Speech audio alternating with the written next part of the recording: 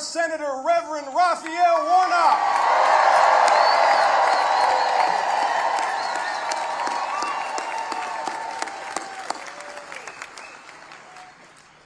Atlanta, you look beautiful. You look beautiful. Thank you, Gerald. These are serious times, Atlanta. With open contempt for the law, this president has launched a power grab unprecedented in our history. Abusing his power and trying to poison our democracy with fear and intimidation. In his first 100 days, he set free criminals who did violence on his behalf.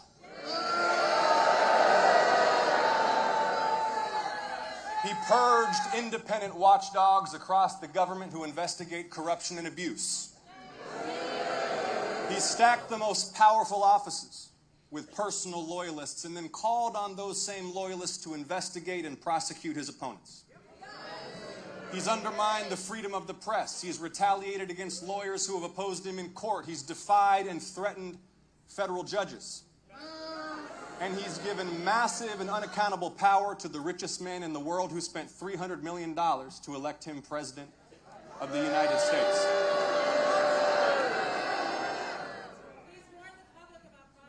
Now, Atlanta,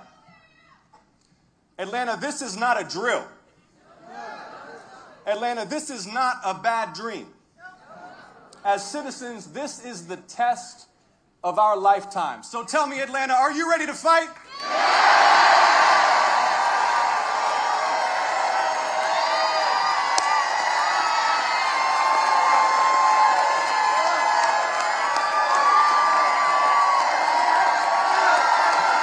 Let's go. Are you ready to fight, Atlanta?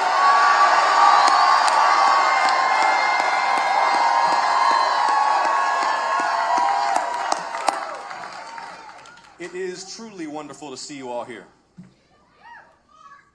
And I'd like to ask, first of all, every veteran in the building, please raise your hands and be honored by all of us here. Thank you for your service.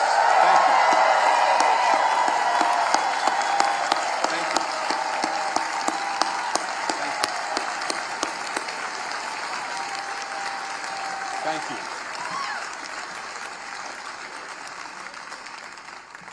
And please know that Raphael and I are both so grateful for every one of you, for your hard work over so many years.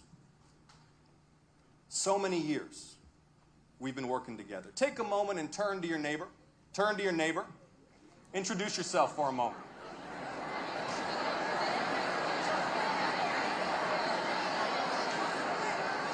Say to your neighbor,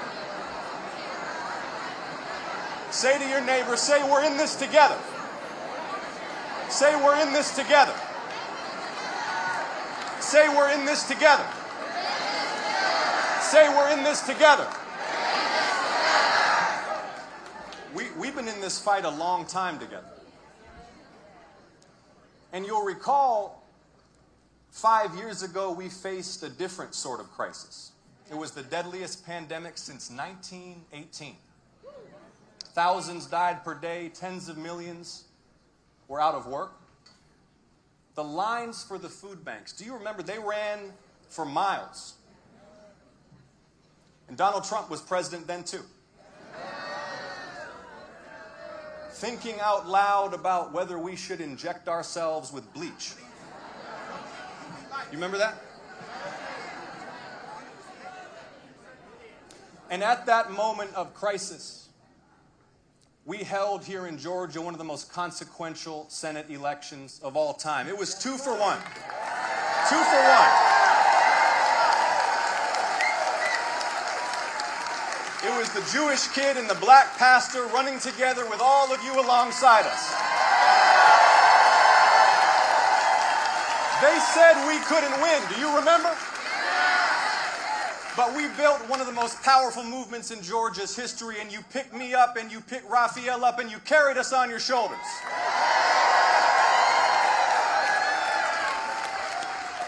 And now it is our deepest honor to represent you in the Senate. Do you all remember how it felt to fight and to win, Atlanta? You remember Bentley? Look, maybe right now you feel surrounded by darkness. You might be a little numb. You might be wondering if there's a way out. But Atlanta, we don't have the luxury of despair because there are so many counting on us. Children and pregnant women who rely on Medicaid. Veterans who have earned their care and benefits. Children in our public schools. Cancer patients counting on the next big breakthrough. An entire world hoping the United States has not given up on freedom.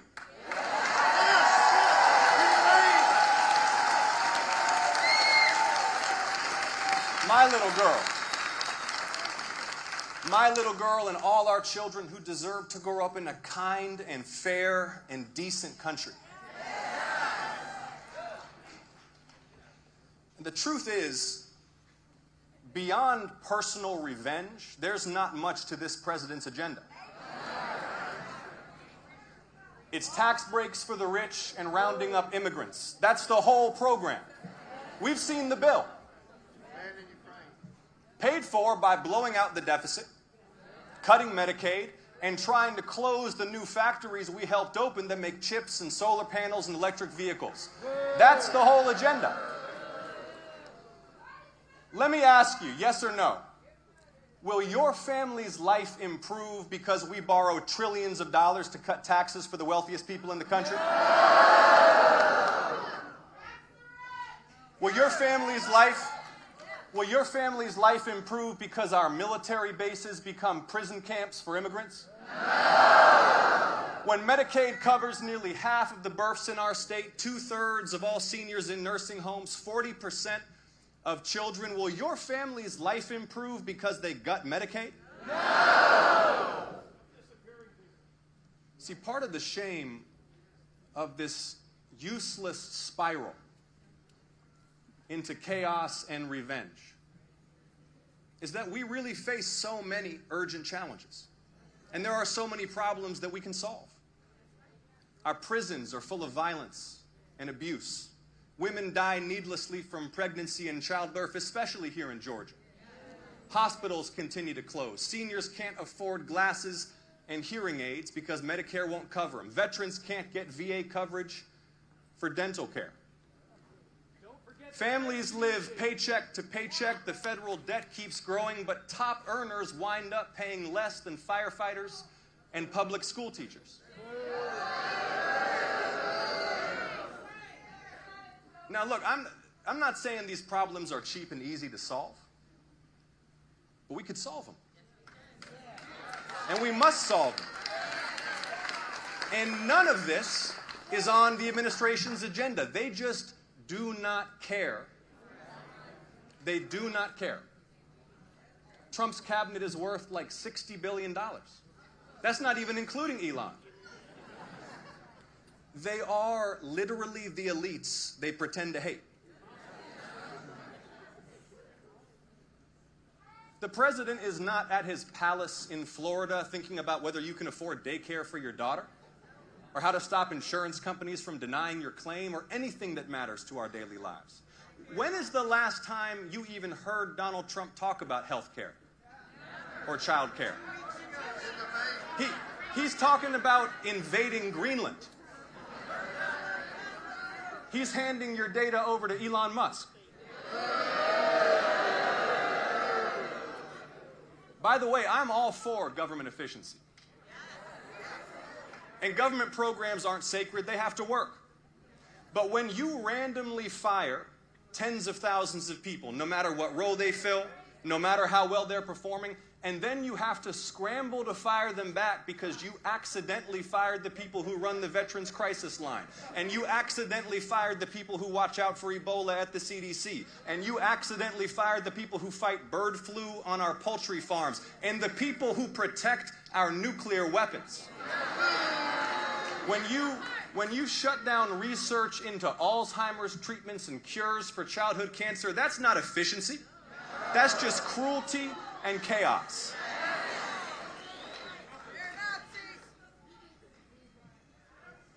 See, and then on top of the chaos, you have the corruption.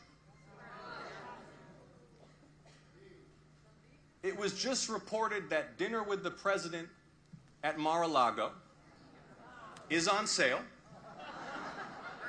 for just $5 million.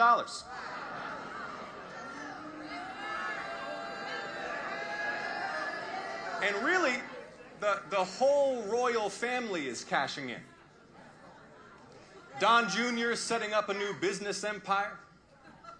Jared's investment firm got $2 billion from the Saudi royal family. Like, Hunter Biden should have been more ambitious.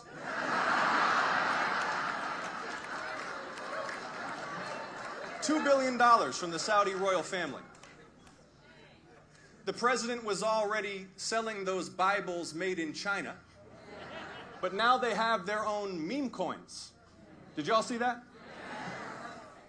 They literally stopped enforcing the law that prohibits bribery of foreign officials. Secretary of Commerce is pumping up Tesla stock. The White House has been converted into a Tesla showroom, while Elon's money is what keeps Republican senators in check. But the truth is that corruption in America runs a lot deeper than Donald Trump. He's not just a beneficiary of it. His rise is a symptom of it. Citizens United was the most destructive court decision in modern American history.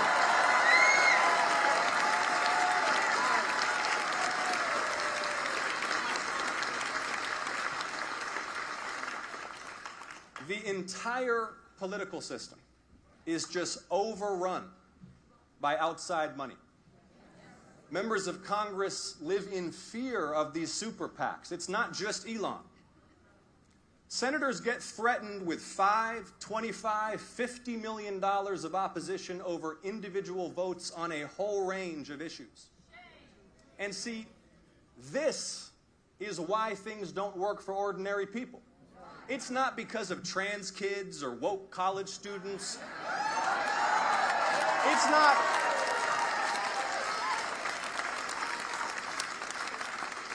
not because of our new arch enemy, Canada.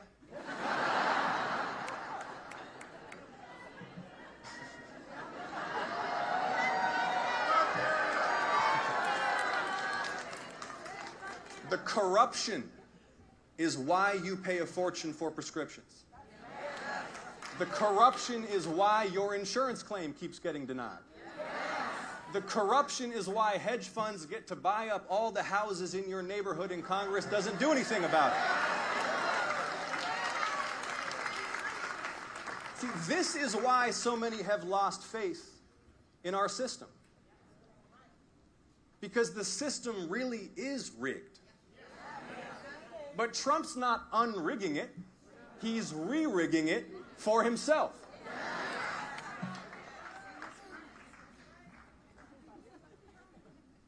But right now, even more corrosive than the chaos and the corruption is the fear.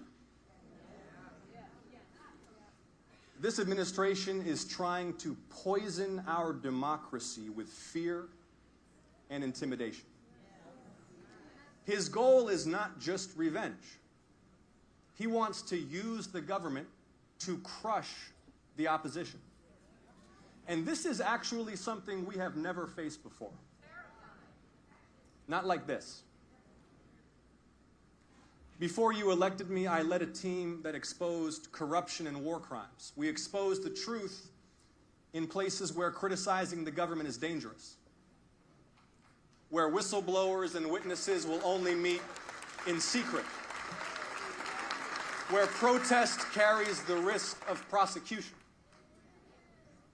And the atmosphere in America under Donald Trump reminds me more and more of those places. I've heard it in my office from some of the most powerful to some of the least. They say, we don't need a federal investigation. They say, we're not sticking our necks out right now. They say, we don't want any trouble.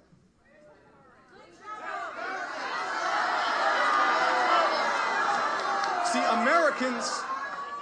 Americans are now living in fear of their own government. And it's not just here at home. People from around the world who want to do business and research and tourism here are now being advised by their governments not to visit the United States because civil rights and civil liberties are eroding here so swiftly.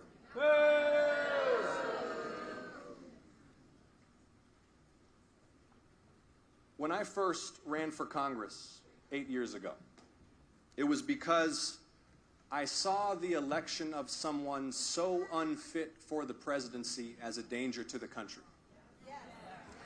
And you all got behind me because you saw the same thing.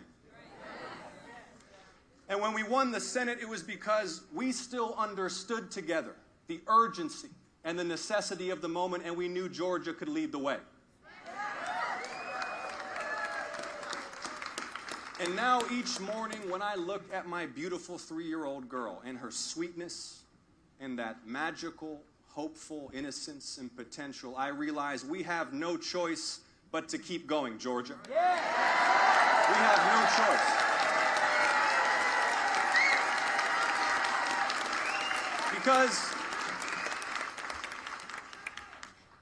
Because I don't want my little girl to grow up in a hopelessly divided country where citizens fear their own government, which has become an instrument of repression and revenge. I don't want her to grow up in a world where freedom is in retreat. I want her to grow up in an America that continues to lead the free world, where diversity is celebrated instead of mocked, with leaders who bring us together and inspire us to be honest and decent and kind. The measure of our success is not how many of the poorest and most vulnerable families we hunt down and shackle and imprison and deport. The measure of our success is whether each generation achieves greater health and prosperity than the last, and whether we live up to the promise of equal justice for all.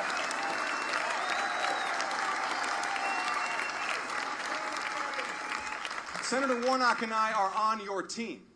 We're pushing back every day. When they cut HBCU scholarships, we fought back and we won. And we won. Republicans in Congress are already feeling the heat on Medicaid. We are pushing back every single day. We understand the assignment. And please trust us when we assure you that if we all do our part as citizens, we will overcome this. We will overcome this.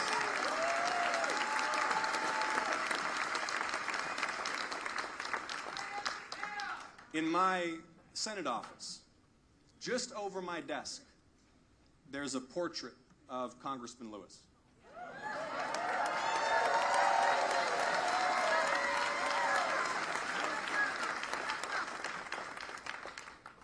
And I promise you, his spirit is with us in this place right now. Right now.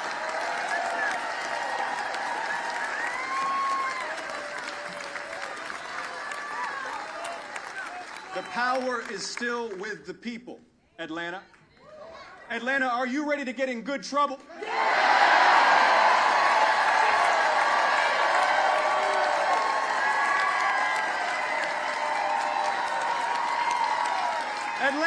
Atlanta, are you ready to speak out? Atlanta, are you ready to organize? Atlanta, are you ready to march?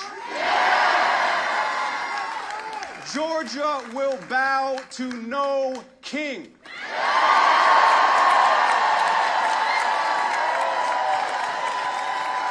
And Georgia will lead the way again. Thank you all. Thank you, Georgia.